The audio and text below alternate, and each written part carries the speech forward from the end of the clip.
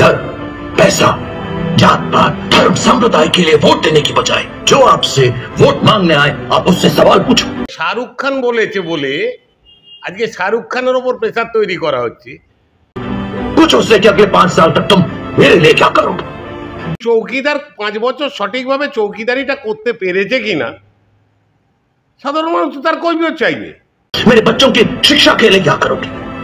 শাহরুখ খান চোখে আঙুল দিয়ে যেটা দেখিয়ে দিয়েছে। मुझे नौकरी दिलाने के लिए क्या करोगे। मैं अगर बीमार पड़ गया तो मेरे परिवार के लिए क्या करोगे। আমার পরবর্তী প্রজন্মের জন্য কি দিয়ে গেলেন এই কথাই শাহরুখ খান বলেছে। তার জন্য আমিও একই প্রশ্ন। আমার তো মনে হয় আপনাদের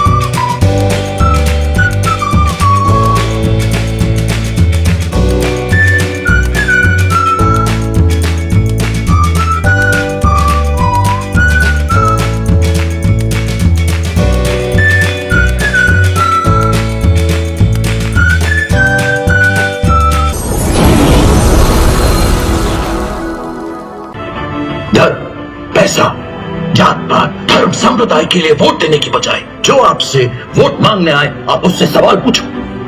पूछो उससे कि अगले 5 साल तक तुम मेरे लिए क्या करोगे।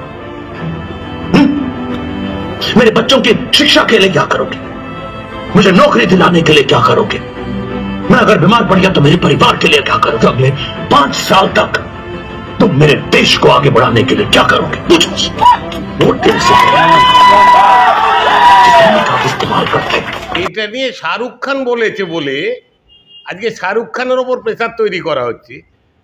ভোটটা কি জন্য?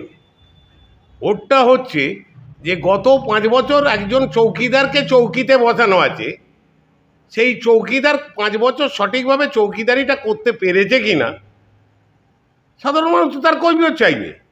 শাহরুখ খান চোখে আঙুল দিয়ে যেটা দেখিয়ে দিয়েছে। যিনি দায়িত্বে আছেন ভোটারকে তো তার কাছে কৈফিয়ত চাইবেই যে আপনি কি কি করলেন, আমার পরবর্তী প্রজন্মের জন্য কি দিয়ে গেলেন এই কথাই শাহরুখ খান বলেছে। তার জন্য আমিও একই প্রশ্ন। আমার তো মনে হয় আপনাদেরও একই প্রশ্ন থাকা উচিত। এর বাইরে কি প্রশ্ন হতে পারে? ভোট চাইতে এসেছেন কি কি করেছেন, কি কি উন্নয়ন হলো, না কি করেছি, না দীনদয়াল উপাধ্যায় স্টেশন করেছি, ছিল কি মুঘলসরাই, ছিল এলাহাবাদ করেছি, প্রয়াগরাজ ছিল, নেতাজি সুভাষ ডক করেছি, শ্যামাপ্রসাদ ডক, সব করেছেন। কিন্তু বাস্তবতা এই মোদিকে অমিত শাহকে খুব জোর গলায় বলছি, আপনারা এটা পারলে আর ভালো করে রাখবেন যে যতই করুন ওই G20-র যে 20 জন এসেছিলেন, 19 জন বাইরে থেকে রাষ্ট্রনায়ক, তারা কিন্তু কোনো দীনদয়াল উপাধ্যায়, গোলওয়ালকার, হেগড়েওয়ার কিংবা শ্যামাপ্রসাদ মুখার্জির সমাধিতে যাননি। যেতে হয়েছে জাতির জনক বাবুজি মহাত্মা গান্ধীর সমাধি।